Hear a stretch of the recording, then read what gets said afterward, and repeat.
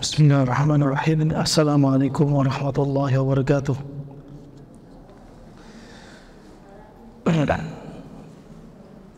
Alhamdulillah, nahmaduhu wa nasta'inuhu wa nastaghfiruh wa na'udzu billahi min shururi anfusina wa min sayyiati a'malina. May yahdihillahu fala mudilla lahu wa may yudlil fala hadiya lahu. Asyhadu an la ilaha illallah wahdahu la syarika lahu wa asyhadu anna Muhammadan 'abduhu wa rasuluh. Amma ba'd. Alhamdulillah dengan izin Allah Subhanahu wa taala, Allah perjumpakan kita untuk bisa melanjutkan serial kajian tibbun nabawi dan kedokteran Arab klasik. Pada kesempatan kali ini kita akan menukilkan yaitu pembahasan Ibnu Qayyim rahimahullahu taala dalam kitabnya Zadil Ma'ad fi Hadi Khairil Ibad, atau kitab yang terpisah Tibbun Nabawi yang dikeluarkan dari Zadil Ma'ad fi Hadi Khairil Ibad jilid keempat, dengan tema Hadiyuhu sallallahu alaihi wasallam fi riyadhah, petunjuknya Nabi SAW terkait dengan olahraga, bimbingan Nabi SAW terkait dengan olahraga. Ibnu Qayyim bahas pembahasan yang sangat panjang. Dari pembahasan ini kami ambil satu pembahasan Ibnu Qayyim terkait dengan bab ini, sehingga akan menjadikan tema salat dan kesehatan. Ibnu Qayyim membahas dalam bukunya ini, dalam pembahasan ini beliau sebutkan pentingnya kita untuk menyeimbangkan antara yang masuk dalam mulut kita dan yang keluar dari tubuh kita. Di antaranya dengan olahraga adalah untuk mengeluarkan apa yang masuk dalam tubuh kita sehingga dikeluarkan melalui keringat. Dengan olahraga juga untuk meningkatkan metabolisme dan lain sebagainya, untuk menguatkan otot, menguatkan saraf, ya, dan sebagainya yang disebutkan oleh beliau secara detail. Sudah kita sebut pembahasan ini dalam pertemuan di awal-awal pertemuan kita. Selain itu, sholat ada pada unsur-unsur gerakan ada pada sholat, sehingga sholat juga bermanfaat. Nanti detailnya akan kami sampaikan. Ibnu Qayyim kemudian juga menyebutkan kapan waktu olahraga. Kapan waktu olahraga terbaik? Beliau sebutkan waktu olahraga terbaik adalah ketika makanan sudah turun, sudah dicerna. Ini menurut beliau. Sedangkan kita nanti akan bahas hikmah dibalik gerakan sholat dan waktu sholat. Kemudian juga berikutnya Ibnu Qayyim menyebutkan wariyadhatun nufus, dan olahraga jiwa. Ya, olahraga jiwa ini lebih berat daripada olahraga fisik. Olahraga jiwa seperti apa? Ta'allum wa ta'addub, belajar, menuntut ilmu, belajar adab, ini belajar jiwa. Ada sebagian manusia dilahirkan dalam keadaan akhlaknya buruk. Bukan berarti akhlak buruk ini kemudian dia bilang ini kan akhlak saya sudah dari takdir Allah, ya biarin seperti ini. Bukan. Tapi akhlak buruk yang ada pada diri dia hendaknya dirubah dengan adab dan menuntut ilmu. Ini termasuk olahraga jiwa, dan dia lebih berat daripada olahraga lari, angkat barbel dan lain sebagainya. Juga termasuk al-farah wa surur, olahraga jiwa, gimana dia tetap dalam keadaan riang gembira, gimana dia dalam keadaan tetap bahagia ketika difitnah, ketika dalam keadaan terhimpit, sempit, dia ingin cepat move on dari kesedihan dia. Ini termasuk olahraga jiwa juga. Wasabr wasabat, begitu pula sabar dan kokoh ketika menghadapi fitnah, ya, dia sabar dan kokoh. Nah, makanya Allah berfirman wasta'inu bisabri wassalah, dan hendaklah anda ambil yaitu sabar dan salat sebagai apa? Hal yang menolong diri anda. Nah, Nabi SAW juga demikian ketika sedih, Nabi salat.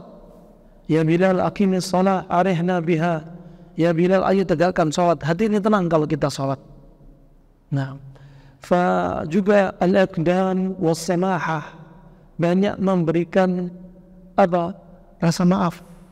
Wal-iqdam, mendahulukan saudaranya. Ya, wa yu'thiruna 'ala anfusihim walau kana bihim khasasah, menunjukkan saudaranya jika terkait urusan dunia. Nah, dan lain sebagainya. Kemudian juga termasuk riyadhatul nufus, juga sifat atau sikap dia yang berani, ya, perbuatan dia yang baik, amalan baik dia. Kemudian lanjut Ibnu Qayyim rahimahullah ta'ala, ya, wala raib,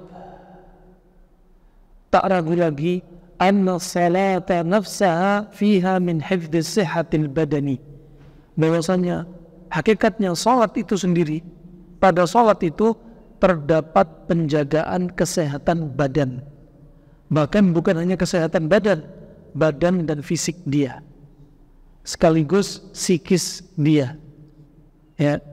Wa idzabati akhlaqihi wa fadalatihi ma huwa min anfa'i syai'in lahu siwa ma fiha min hifdhi sihhatil iman. Selain manfaat bagus untuk kesehatan badan dari gerakan-gerakan salat ini, dari waktu-waktu kita salat ini, dan di sana ternyata ada manfaat yang lainnya seperti kesehatan badan ini, hilangnya atau meruhnya unsur-unsur yang enggak bermanfaat di tubuh, yang harus dikeluarkan ekskresi, ya, dengan gerakan-gerakan ini. Ada juga yang lainnya yang lebih penting daripada itu, yaitu idzabati al-danas wal khataya, yaitu nyeruhnya, hancurnya, hilangnya dosa-dosa. Itu penting.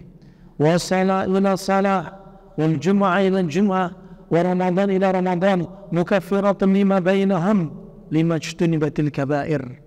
Salat ke salat berikutnya, dari kita salat subuh ke zuhur, zuhur ke asar, asar ke maghrib, maghrib ke isya, isya ke subuh, itu untuk menghapus dosa kita. Kita menunggu dari salat ke salat berikutnya menghapus dosa kita. Jumat ke Jumat berikutnya menghapus dosa kita. Ramadan ke Ramadan berikutnya menghapus dosa kita. Nah, ini yang paling penting. Dan salat ini untuk apa? Hifdzu sihhatil iman, untuk menjaga kesehatan iman kita. Bayangkan, dalam sehari kita berapa kali salat? Salat fardunya minimalnya kita lihat salatnya, salat pada salat fardu kita 5 kali. Belum lagi salat rawatibnya, belum lagi salat tahiyatul masjidnya, belum lagi salat mutlaknya, belum lagi salat duhanya, ya, belum lagi salat tahajudnya, qiyamnya, belum lagi salat istikharahnya, dan lain sebagainya. Ini semua untuk menambah iman, wasadatin dunya wal akhirah, sebagai apa? Kegembiraan dia di dunia dan di akhirat. Lihat orang yang sholat, ya, ternyata apa? Terlihat di wajah mereka apa? Min atharis sujud, terlihat di wajah mereka dampak pengaruh dari sujud. Bukan berarti jidatnya harus hitam, bukan. Ya, artinya athar sujud, wajah dia ada apa? Bahjah, ada cahaya di wajah dia. Ya, beda orang sholat sama orang tidak sholat. Ya, wajah usia beda. Walaupun sebagian orang kulitnya bening, kuning langsat, tapi dia orang yang meninggalkan sholat. Sesungguhnya ada kegelapan yang menutupi wajah dia. Sebaliknya ada orang yang kulitnya gelap, tetapi dari senyuman dia, wajah dia, mata dia, nampak cahaya dari diri dia. Kenapa? Karena dia disibukkan diri dengan sholat. Yang jadi masalah, ada orang rajin sholat, tapi wajahnya abusan qamtarira. Ada orang rajin sholat, tapi wajahnya menunjukkan gak ada cahaya. Ada orang sholat, tapi matanya dan lisannya, tangannya, kakinya, kemaluannya tidak menunjukkan dia itu orang yang salat. Allah berfirman, Inna salata tanha anil fahsya'i wal munkar. Sesungguhnya salat itu mencegah perbuatan fuhush, kata-kata keji, kemungkaran. Itu salat. Kalau ada orang salat masih berbuat keji, berkata-kata keji, berbuat mungkar, penuh dengan maksiat, katailah, bisa jadi salat dia gak diterima di sisi Allah, atau hanya sekian persen diterima di sisi Allah, dan salat dia tidak menjadi penolong bagi dia dengan izin Allah subhanahu wa ta'ala. Fa'ini rahimahumullah jami'an. Salat harusnya mendatangkan banyak manfaat pada badan, manfaat pada iman, jiwa, ruh dia, tetapi nggak bermanfaat. Nah, berarti apa? Salatnya perlu dievaluasi. Ya, karena salat ini apa? Akan menjadi kegembiraan, ya, bagi dia di dunia dan di akhirat. Wa kadzalika qiyamul lail min anfa'i asbabi hifdz sihah. Begitu pula salat malam termasuk yang paling bermanfaat untuk menjaga kesehatan. Salat malam sangat bermanfaat untuk menjaga kesehatan. Dalam satu hadis disebutkan Nabi SAW dalam sabda, "Alaikum biqiyamil lail." Hendaknya Anda sering merutinkan salat malam. Hendaknya Anda merutinkan salat malam. Kalau Anda terasa lelah, dikalahkan oleh ngantuk, ya gak bisa menjalankan salat malam karena terlalu capek, maka diqadha di esoknya. Datang dari Aisyah radhiyallahu anha, Nabi SAW pernah, ya, disebutkan juga Nabi SAW gak pernah meninggalkan salat malam dalam keadaan safar atau dalam keadaan mungkin. Karena Nabi SAW dalam keadaan mungkin, karena sakit yang sangat parah, Nabi meninggalkan salat malam. Tetapi apa? Karena sakitnya di malam hari itu, esoknya Nabi mengqadha salat malamnya. Kata Aisyah, menjadi 12 rakaat. Salat malamnya Nabi, qiyamul lail Nabi 11 rakaat. 11 rakaat, diqadhanya menjadi genap. Ya, begitu pula Anda yang biasa salat malamnya walaupun cuma 3 rakaat, ya, maka diqadhanya dengan genap, yaitu 4 rakaat. Yang biasa 5 rakaat, diqadhanya 6 rakaat.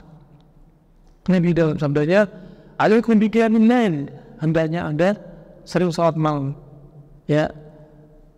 Fa innahu min da'bi salihin qablakum. Karena salat malam itu adalah kebiasaan orang-orang saleh sebelum Anda. Ya. Wa mukafiratun dzunub, dan salat malam itu untuk menghapus dosa-dosa, juga mencegah kita dari perbuatan dosa. Nah, mencegah kita dari perbuatan dosa sekaligus menghapus dosa. Nah, dan ada tambahan lafaz, ya, ulama berselisih pendapat akan tambahan lafaz ini. Walil ilaji limaradil jasadi. Dan salat malam itu sebagai obat bagi penyakit tubuh, sebagai obat bagi penyakit jasad ini. Tambahan lafaz ini ulama khilaf, ada yang melemahkan tambahan ini, ada yang meningkatkan menjadi derajat hasan li ghairi, wallahu alam bisawab. Kemudian, dan yang paling manfaat di antaranya juga salat malam. Dia salat malam termasuk sebab yang paling bermanfaat untuk menjaga kesehatan. Nanti akan kita kupas kenapa salat malam, ya, qiyamul lail dilakukan, ada apa kaitan salat dan waktu, akan kita kupas. Wa min amna'i al-umuri li katsir min al-amradi al-muzminah. Bahkan salat ini termasuk pencegah terbesar dari sebab-sebab penyakit kronis, mau penyakit fisik ataupun psikis. Subhanallah, termasuk sebab terbesar untuk mencegah manusia dari penyakit-penyakit kronis, ya, baik fisiknya maupun psikisnya. Wa min anshati syai'in lil badani war ruhi wal qalbi, dan dia termasuk penyebab yang paling menjadikan badan, ruh dan hati ini lebih semangat. Ansyat, jadi semangat, ya, gara-gara salat malam jadinya lebih semangat. Nah, begitu pula di sana ada hadis Nabi SAW, ketika hendak tidur, setan melepaskan 3 kali ikatan sihirnya. Ya, setan melepaskan di leher kita sambil setan berkata, "Alaika lail tawil." Bagi kalian malam yang panjang, farqid. Ya, bagi kalian malam yang panjang, maka tidurlah. 1 ikatan dilepas. Ikatan kedua sama, sambil setan menjampi-jampi kita. Alaika lail tawil farqid. Alaika lail tawil farqid. Bagi kamu tidur dan malam yang panjang, maka tidurlah, sampai ke 3 kali ikatan. Ya, 3 ikatan ini tetap nyangkul di leher kita. Kecuali sebagaimana disebutkan Nabi SAW dalam hadis ini, orang yang bangun tidur kemudian baca doa, Alhamdulillahilladzi ahyana ba'da ma amatana wa ilaihin nusyur, 1 ikatan ini lepas ketika doa bangun tidur dibaca. segala puji bagi Allah yang menghidupkan kami setelah mati kami, dan kepada Allah kami kembali, kami dibangkitkan. Nah, satu ikatan lepas. Kemudian ketika dia berwudu, ikatan kedua lepas. Kemudian ketika dia salat, ikatan yang ketiga lepas. Kemudian apa kata Nabi SAW? Fa'asbaha rajulan tayyiban nafs nasyita. Maka esok harinya dia akan menjadi apa? Seorang lelaki yang semangat, laki-laki yang hatinya baik. Coba, hatinya baik, badannya semangat. Gara-gara apa? Sunnah ini dilakukan.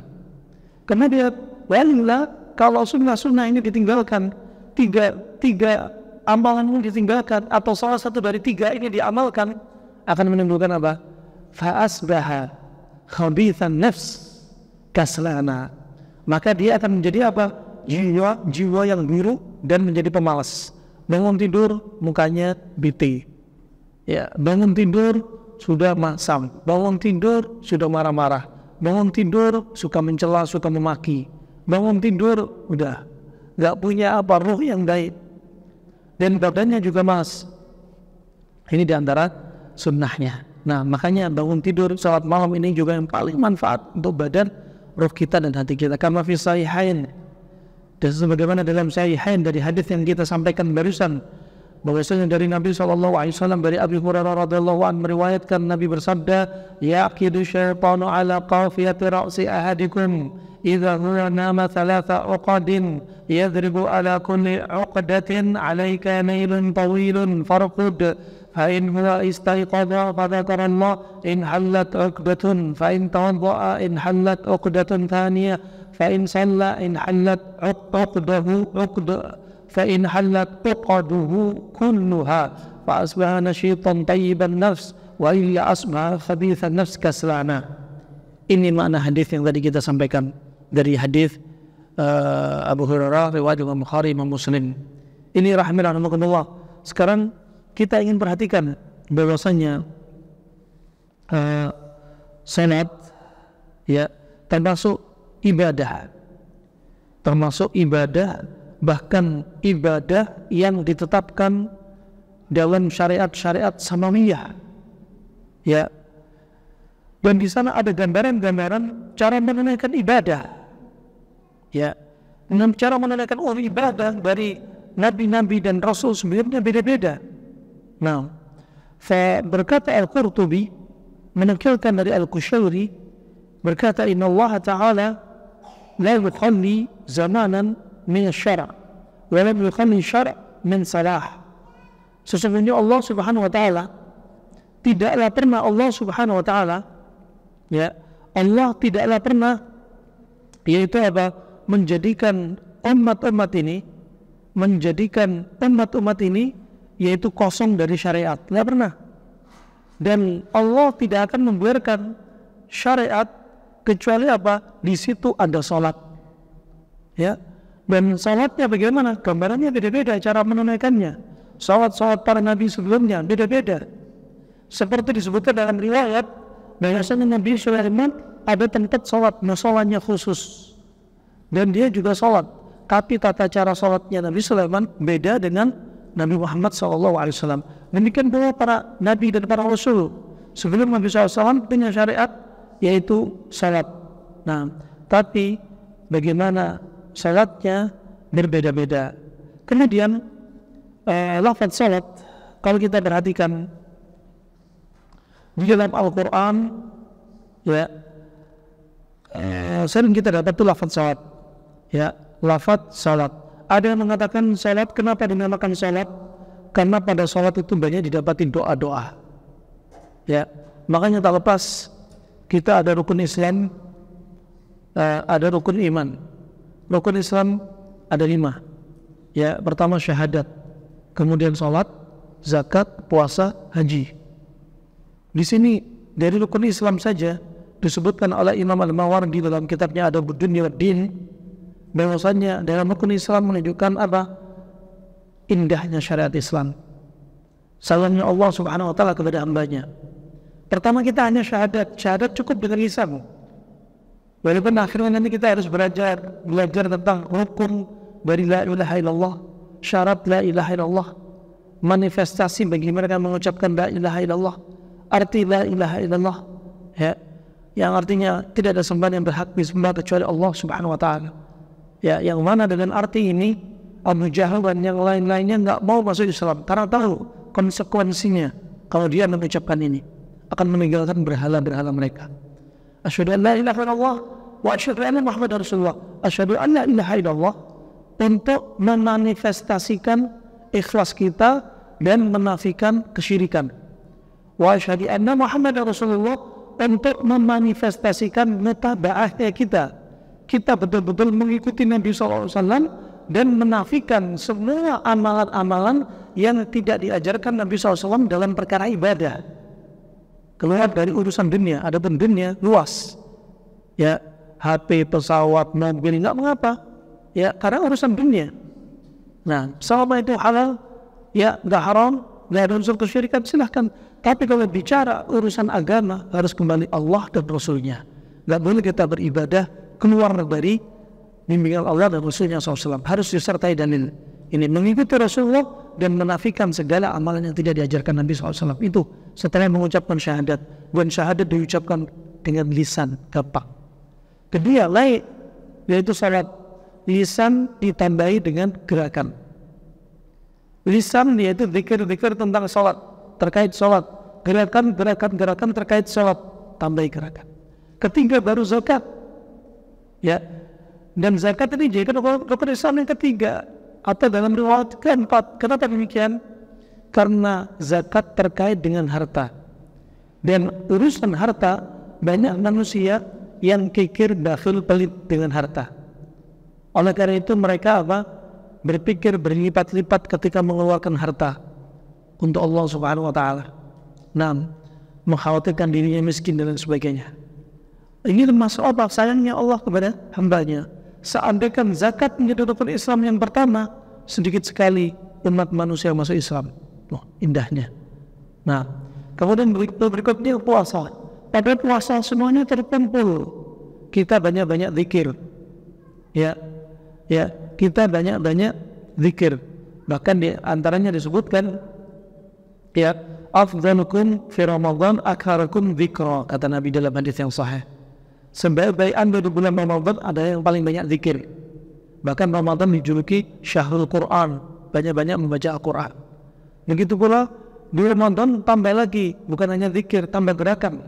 Ditambahi selain salat fardu, salat rawatib, ada salat tarawih, ditambah, bebannya ditambah. Kemudian ada juga seperti semacam banyak mengeluarkan harta, infak sedekah. Ya, Nabi bersabda dalam hadis yang sahih, afdhalus shadaqah shadaqatun fi Ramadan. Sebaik-baik sedekah adalah sedekah di bulan Ramadan. Nih, terkumpul semua. Nah, ada pun berikutnya haji, semakin berat dan semakin berat.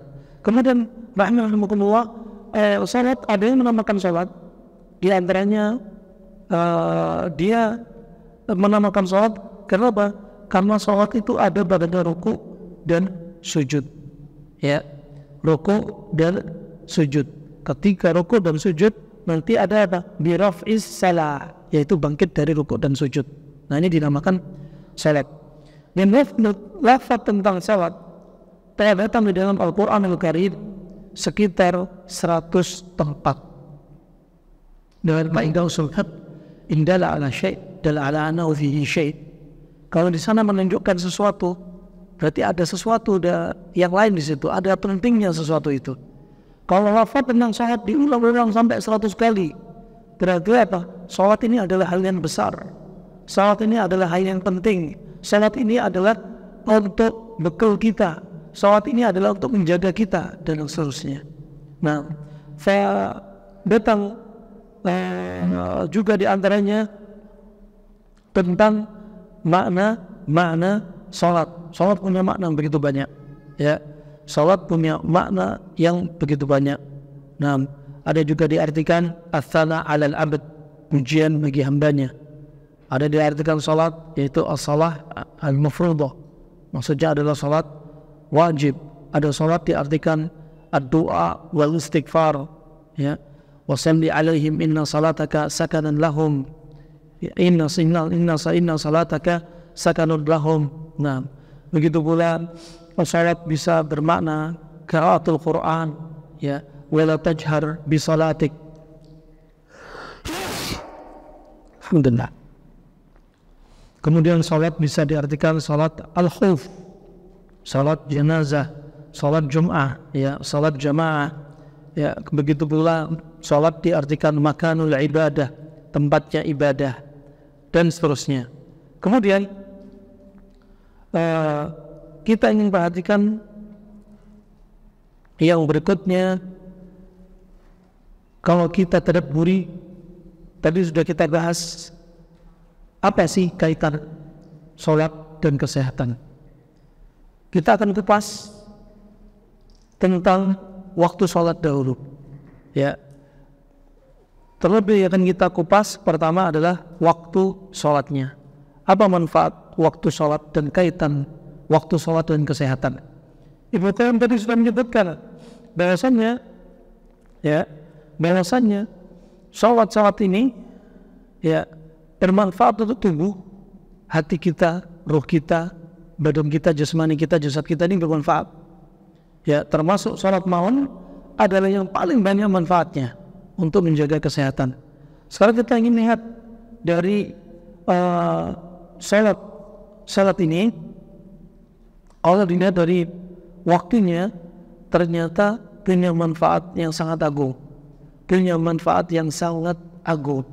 Sekali lagi, kita sholat bukan untuk sehat, kita sholat bukan untuk sembuh dari sakit, kita sholat bukan untuk mencari hikmah, tapi kita sholat karena Allah Subhanahu Wa Taala. Jangan Anda menjadikan sholat hanya menunaikan ibadah wajib, jangan. Anda akan kurang merasakan lezatnya sholat. Tapi rasakan sholat Anda sedang ingin berjumpa dengan Allah, bermunajat kepada Allah Subhanahu Wa Taala. Sebagaimana Nabi SAW bersabda, "Idza qama ahadukum yusalli fa innahu yunaji rabbah." Pertama kita perhatikan setiap peralihan waktu sholat sebenarnya terjadi perubahan terkait dengan energi di alam melalui perubahan warna alam. Ilmu ini walaupun bukan dibahas dalam ilmu kedokteran Arab klasik, ya, dibahas oleh orang-orang di zaman sekarang, tapi cukuplah jadi pelajaran bagi kita bahwasanya Allah yang mencipta kita, Allah yang menciptakan waktu, Allah yang menciptakan tubuh kita. Allah tahu waktu dan tubuh ini ada kaitannya, musim pun ada kaitannya, makanan kita makan pun ada kaitannya, ya. Allah juga sekaligus asy-syafi, Maha Penyembuh, ya. Dan Allah juga yang menciptakan ad-dahr. Makanya dalam hadis Al-Qudsi Allah berfirman, la tasubbu ad-dahr wa ana ad-dahr uqallibul lail wan nahar. Jangan Anda cela waktu, jangan Anda cela masa, karena sayalah yang mencela masa, saya yang bolak-balikan malam dan siang. Kalau ada orang, subhanallah, orang muslim lagi, ketika datang waktu maghrib dicela waktu maghrib, sholat lagi, ya, capek sholat. Nah, padahal itu kebaikan untuk mereka. Afa hasibtum annama khalaqnakum abatha wa annakum ilaina la turja'un. Apakah Anda mengira Anda dicipta sia-sia begitu saja, dari subuh maghrib kerjaannya hanya main-main, ya, gak ada ibadah, hanya mengurusi syahwat perutnya dan syahwat pekerjaan dia dan lain sebagainya? Bukan. Tapi kita diperintah untuk ibadah kepada Allah dan akan kembali kepada Allah Subhanahu Wa Taala. Kita perhatikan, Allah menciptakan waktu termasuk akan agungnya waktu-waktu tersebut. Seperti lihat Allah bersumpah, wan duha, wan lain, wan nahar, wan fajr, ya. Allah kalau bersumpah dengan waktu menunjukkan apa? Waktu-waktu itu punya keagungan. Gak mungkin Allah bersumpah dengan sesuatu yang hina, demi cacing, ya, atau wasur-sur, ya, demi kecoa. Enggak. Tapi Allah bersumpah dengan sesuatu yang agung dari makhluknya, watini wa zaitun, demi buah tin dan buah zaitun, wasyams, ya, demi matahari, wal qamar, demi bulan. Kenapa? Ciptaan Allah semua yang agung. Nah, ciptaan Allah yang agung. Tapi Allah juga enggak malu untuk menciptakan walaupun hanya seekor nyamuk. Innallaha la yastahi ayadriba mathalan ma ba'udatan fama fawqaha. Allah enggak malu untuk menciptakan seekor nyamuk, ya, ataupun yang lebih besar dari nyamuk, lalat, kecoa, cacing, Allah nggak malu menciptakannya. Untuk apa? Untuk menghinakan manusia. Bahwasanya yang hina aja mereka nggak bisa cipta, Allah bisa cipta. Nah, dan di sini Allah bersumpah juga di antaranya dengan waktu. Ya, sekarang kalau kita perhatikan subuh, pada waktu subuh, alam berada di dalam spektrum warna biru muda. Sama, salat malam juga demikian. Ini spektrum di mana kita mengerjakan salat malam, salat rawatib 2 rakaat sebelum subuh, dan juga salat fajar. Tadi salat malam punya keutamaan, ya, untuk mencegah kita dari dosa, menghapus dosa kita, ya, dan itu kebiasaan dilakukan oleh orang soleh sebelum kita. Nah, dari lafaz hadis yang ada tambahan yang di sini jadi perselisihan para ulama, dan salat malam itu bisa untuk mengobati penyakit tubuh Anda. Jika hadis ini lafaznya sahih, hasan, maka betul-betul mukjizat dari Allah. Hadis ini mengkabarkan kita salat malam ternyata mengobati penyakit Anda. Jika hadisnya lemah, tapi dibahas dari ilmu kesehatan, ternyata memang salat malam punya manfaat. Begitu di kita, bagi ruh kita. Nah, dan frekuensi warna biru muda ini adalah frekuensi tiroid, kelenjar gondok. Dalam fisiologi, tiroid memiliki pengaruh terhadap sistem metabolisme tubuh manusia. Warna biru muda juga mempunyai rahasia tersendiri berkaitan dengan rezeki dan cara komunikasi. Ini bukan datang dari Islam, tapi datang dari ilmu mereka. Tapi sebagai bahan tadabbur saja, jika memang benar, betul-betul tanda kekuasaan Allah Subhanahu wa Ta'ala. Hal ini terjadi karena apa? Tiroid tidak dapat menyerap tenaga biru muda di alam ketika roh dan jasad masih tertidur. Pada saat adam berkumandang, tenaga alam ini berada pada tingkat yang optimum.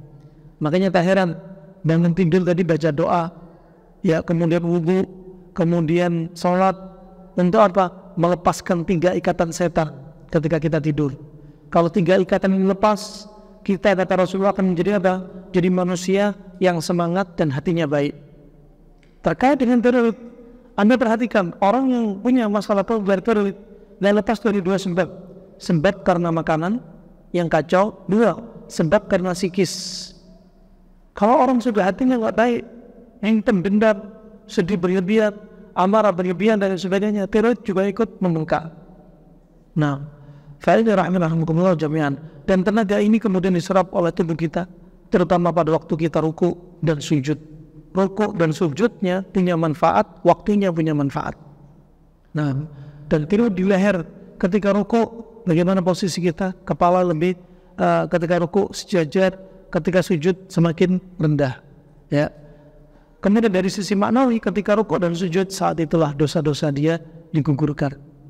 Kemudian juga zuhur, ya, sebenarnya ada juga waktu sebelum zuhur, ya, setelah subuh ada waktu duha, ya, yang kita dianjurkan, yang mereka tinggal di masjid, ada di waktu syuruk, salat isyraq, ya, kemudian ada waktu duha juga, kemudian masuklah zuhur, ya, masuklah zuhur. Zuhur dan salat duha termasuk salatnya awabin, salatnya orang-orang yang banyak bertobat kepada Allah Subhanahu wa Ta'ala. Maka jangan pernah tinggalkan salat duha.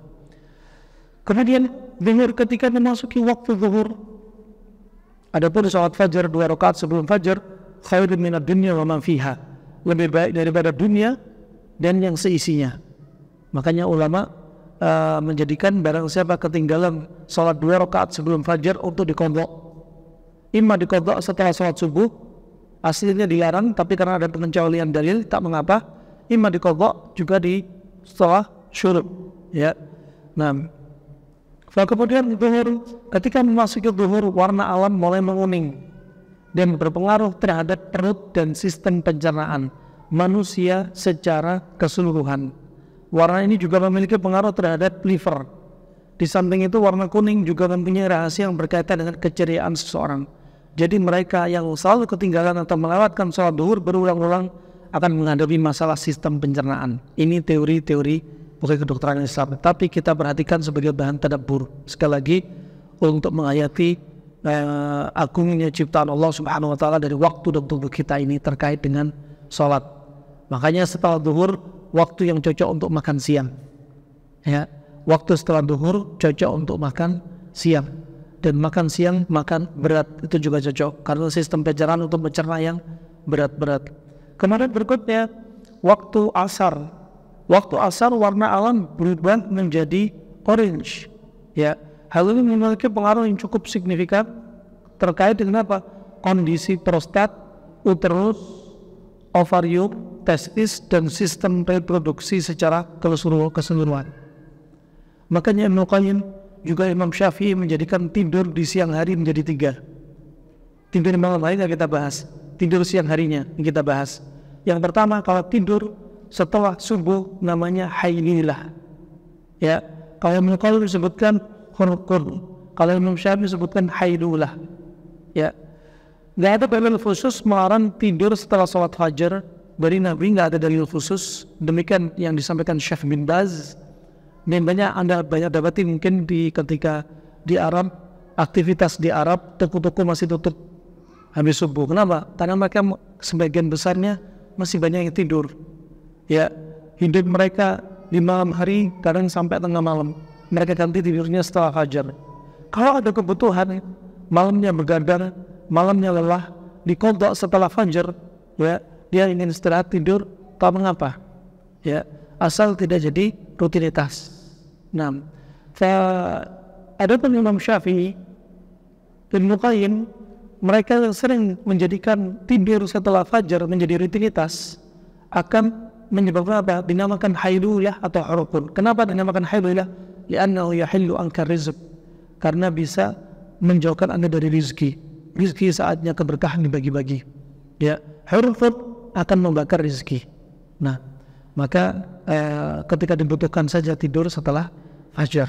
Ya, dan kebiasaannya habis fajar menjadikan apa? Otak itu semangat, nasyat. Ya, maka kalau kebiasaan ini terus menerus, maka otak yang nasyat jadinya nggak semangat lagi. Kemudian tidurnya khulqun, tidurnya ala Nabi di siang hari adalah qailuyah, untuk menyelisih perbuatan syaitan. Qilu fa inna syaitana la yaqun, tidurlah atau istirahatlah Anda istirahat siang karena setan nggak istirahat siang. Ya.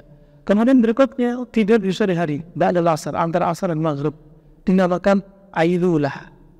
Ya, dinamakan ailulah atau Ibnu Qayyim disebutkan humqun. Humqun itu apa? Kedunguan. Humqun, kedunguan. Tidur setelah asar bikin otak lembat. Ya. Kemudian ailulah kata Imam Syafi'i membuat dia gampang sakit. Di sini jamnya setelah asar, setelah sholat asar, ya, itu adalah jam yang signifikan dengan kondisi prostat, uterus, ovarium, testis, dan sistem reproduksi. Ini bisa jadi bermasalah kalau kita tidur setelah asar.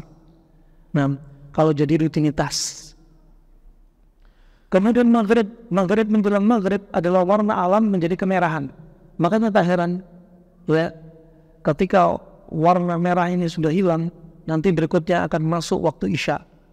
Maghrib orange turun, ya, sampai masuk waktu maghrib menjadi spektrum warna merah.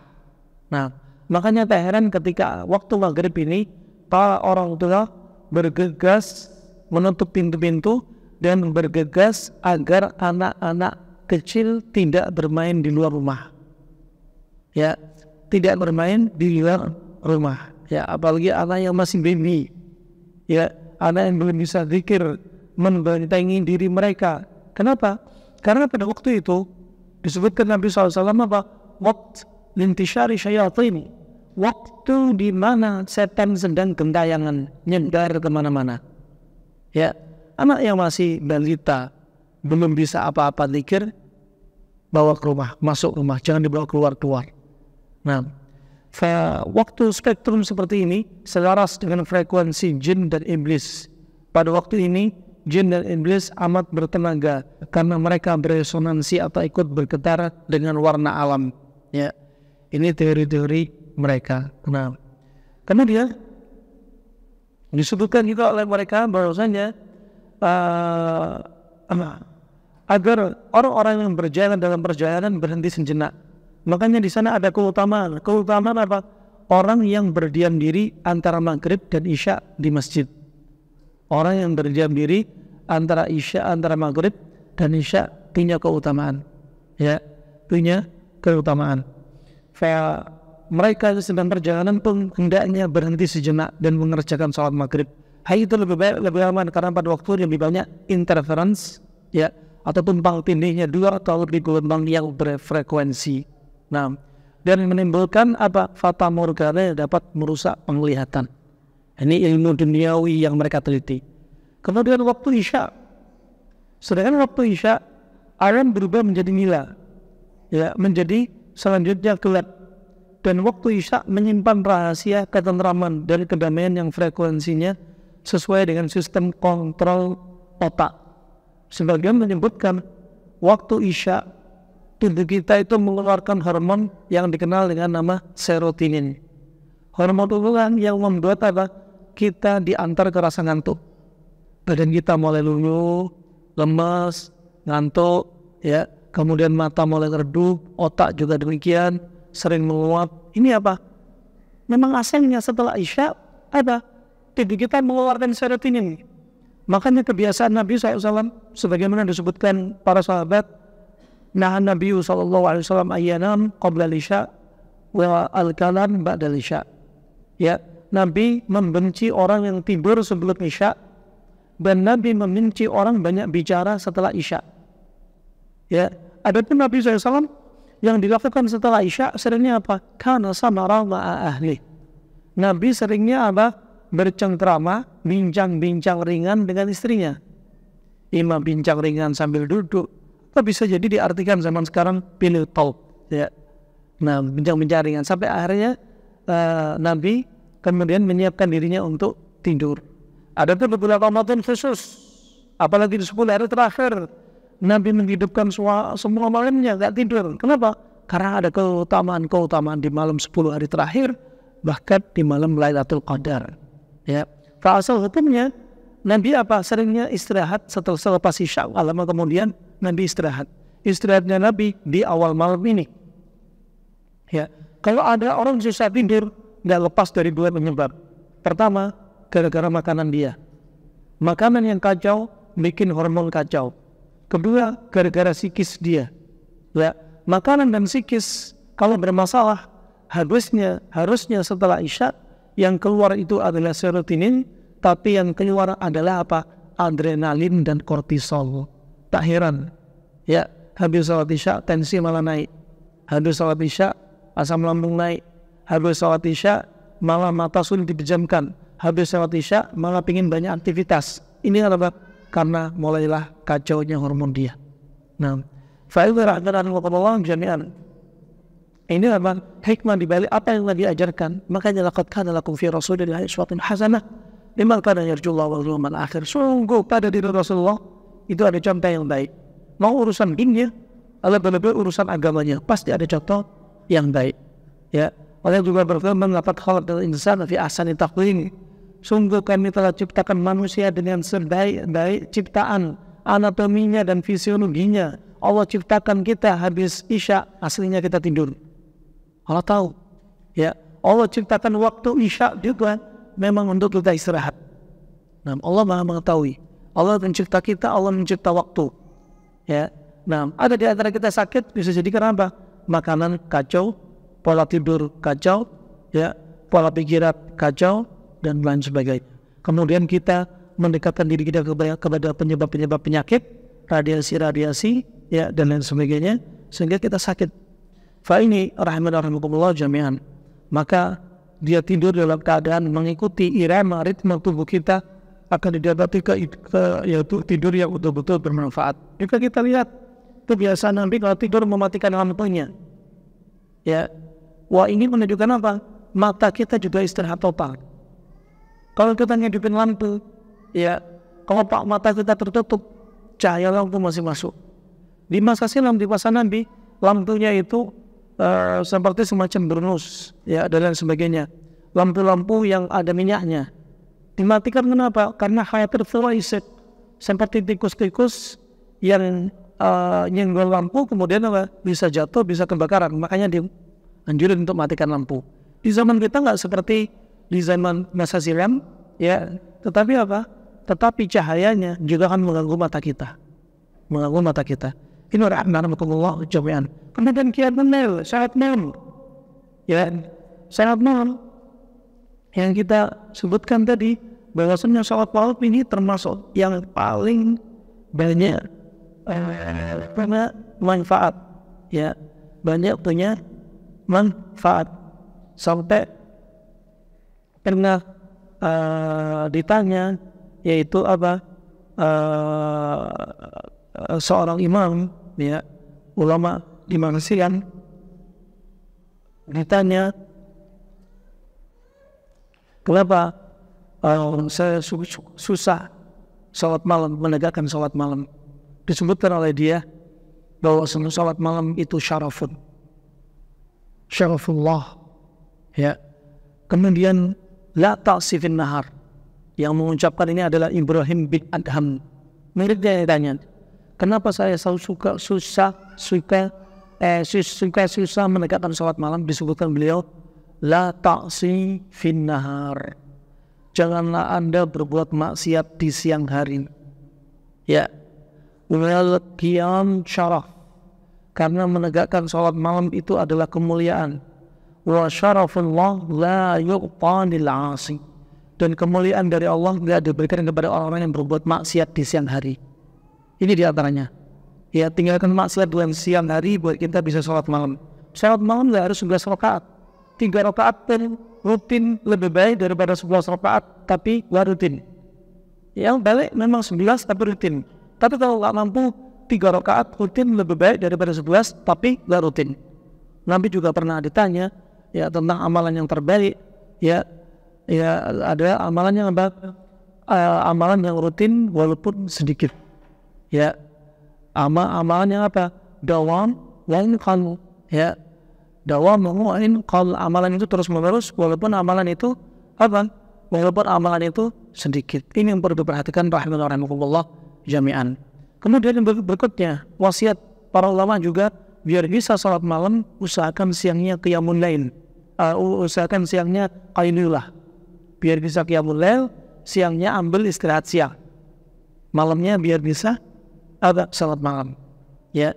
Kemudian berikutnya juga di antara yang perlu diperhatikan, ya, Anda perhatikan di sini hadis Nabi tadi kita sampaikan, alaikum bi qiyamil lail, hendaknya Anda sering melakukan salat malam, fa inna min da'bi salihin qablakum, karena itu apa, termasuk kebiasaan orang-orang soleh sebelum Anda.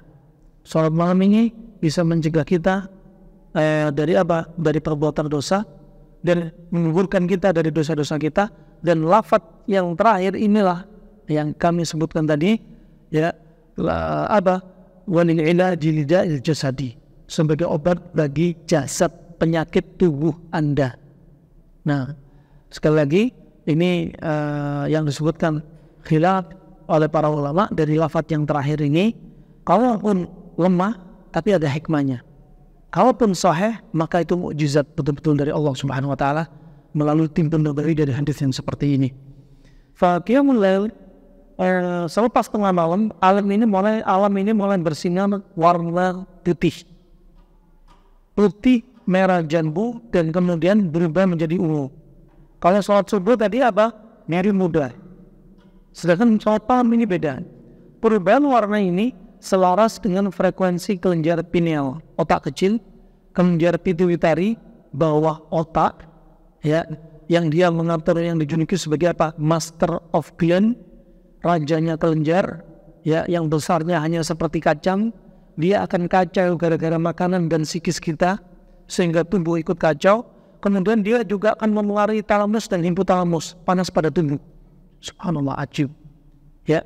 Makanya sholat malam ini apa? Pengaruh kepada otak kecil kita yang fungsinya sebagai keseimbangan kita.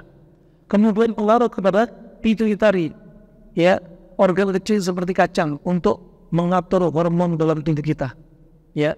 Kemudian pengaruh dengan talamus dan hipotalamus untuk apa? Mengatur suhu tubuh kita. Ya Allah, ya, ini betul-betul hikmah. Maka sepatutnya kita bangun dari tidur pada waktu ini dan mengerjakan salat malam, ya, salat malam. Ini adalah penjelasan riset dari Profesor riset Dr. Insinyur H. Osni Rahman MS dalam bukunya The Science of Salah. Masya Allah. Ya, ini penelitian beliau, penelitian besar ya, penelitian beliau, dan semoga bermanfaat untuk Islam dan Muslimin dari penelitian beliau ini. Kemudian berikutnya kita perhatikan setelah kita bahas waktu sholat ya, kita akan bahas di antaranya yaitu gerakan-gerakan sholat. Nah, Allah Subhanahu wa taala telah berfirman, ya, wasta'inu bis-sabri was-salah wa innaha lakabiratun illa 'alal khashiyin.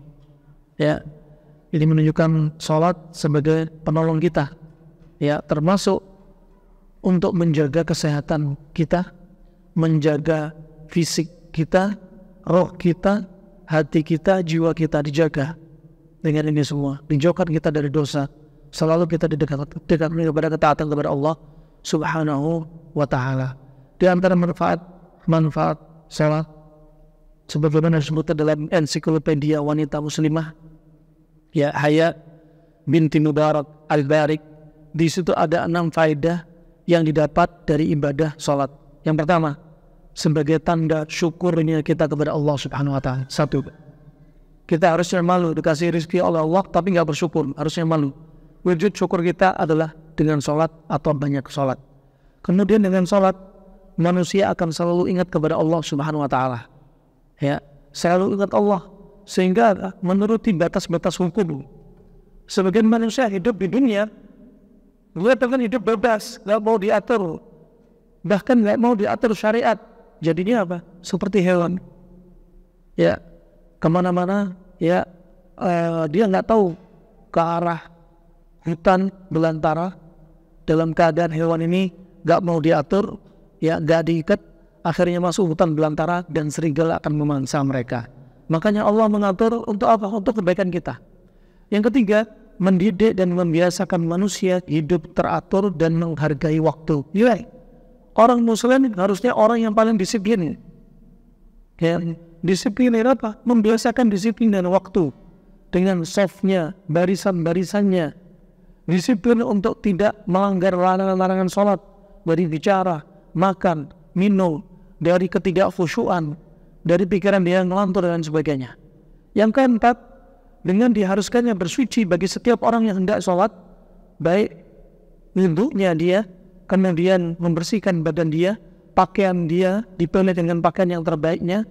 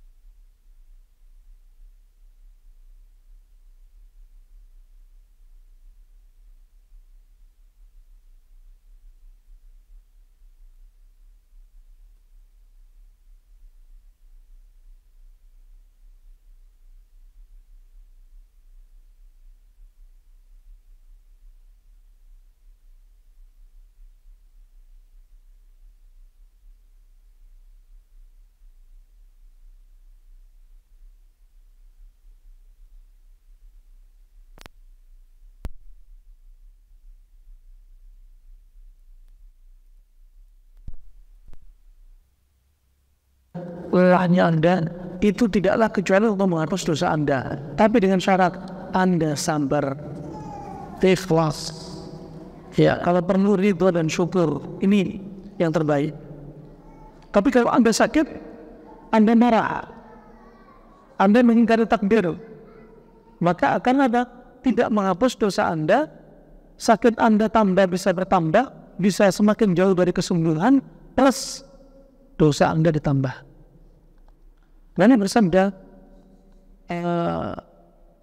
Inna Allah idha habba qawman ibtalahum faman radhiya falahu ridha wa man sakhita falahu sukh. Sesungguhnya Allah kalau mencintai satu kaum, Allah pasti akan coba dia. Kalau dia ridha, Allah ridha. Kalau dia marah, Allah justru akan marah. Kalau kita sakit, kita tambah marah, Allah juga tambah marah. Nah, maka apa? Sebenarnya Anda tidak mengucapkan doa apapun, yang penting Anda sabar ketika Anda sakit, itu sudah dihapus dosa Anda. Kemudian untuk menghilangkan sakit kepala Anda, lakukan seperti yang Nabi lakukan. Pegang dengan tangan kanan, kepala Anda dipegang, Bismillah, Bismillah, Bismillah.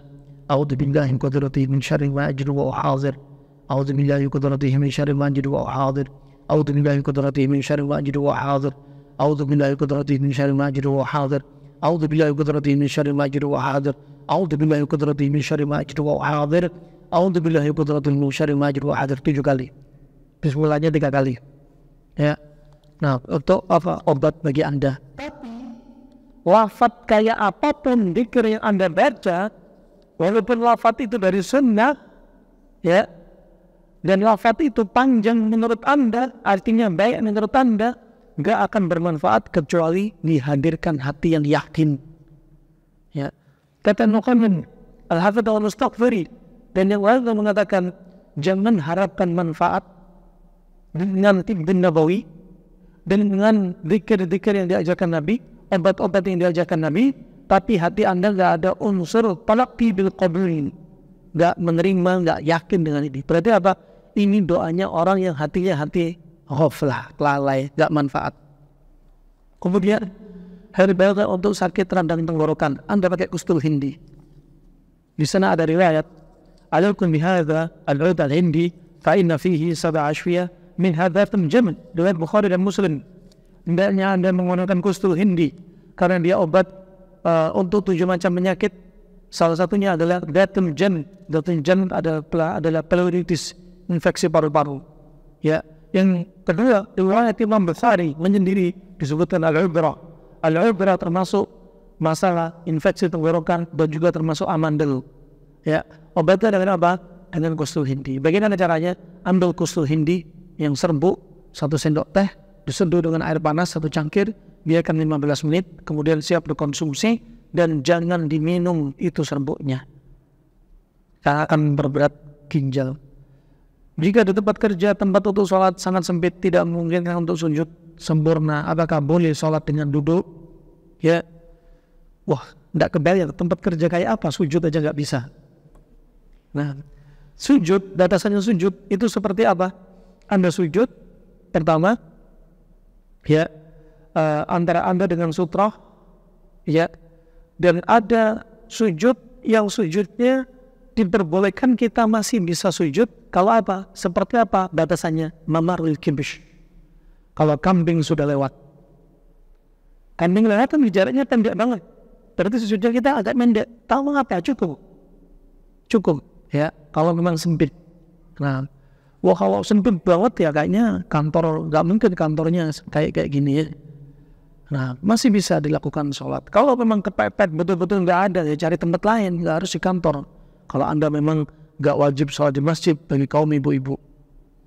Kemudian berikutnya, jika di tempat, apakah boleh sholat dengan duduk? Jangan, usahakan dulu ya, usahakan dulu sholat sambil berdiri. Sholat sambil duduk itu kalau betul-betul kepepet.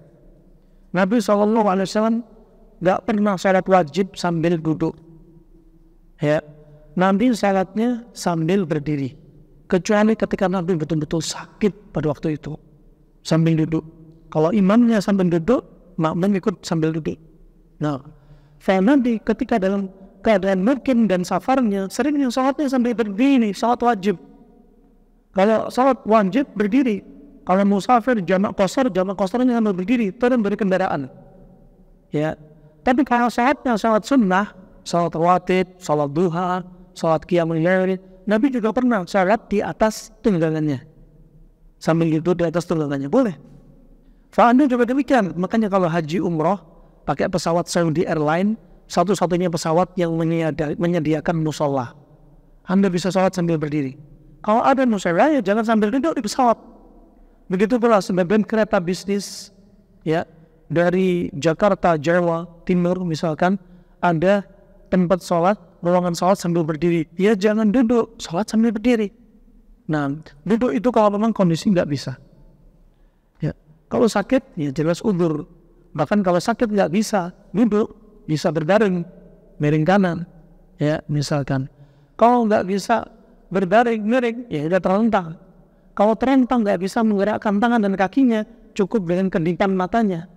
Kalau nggak bisa dengan kedipan matanya, ya sudah cukup gerakan hatinya, seolah kita sedang ruku, sujud dan sebagainya. Nasallahu. Kemudian berikutnya, suami saya seorang perawat, ada rencana mengikuti pelatihan hipnoterapi khitan. Tujuannya untuk memberikan ketenangan pada anak saat dilakukan khitan dengan metode hipnoterapi menggunakan pendekatan ilmu psikologis klinis. Apakah hipnoterapi ini diperbolehkan? Boleh.